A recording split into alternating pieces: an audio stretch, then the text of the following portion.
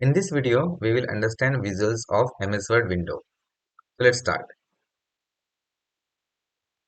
First is quick access toolbar. Okay. Now, using quick access toolbar, we can quickly access the tools and features whatever we want. Okay. This toolbar is customizable, which means we can add whatever tools or features we want. Okay. Next is menu bar. Now, all the tools and features can be accessed through menu bar. Now you can see there are 11 menus. We can add one more here, that is developer menu. So this is called the standard toolbar or the ribbon.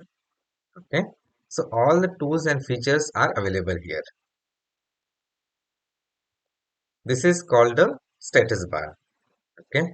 So the page number means the page which we are using, and total number of page, total number of words, the processing, whatever is happening in this document, that all will reflect here. Okay.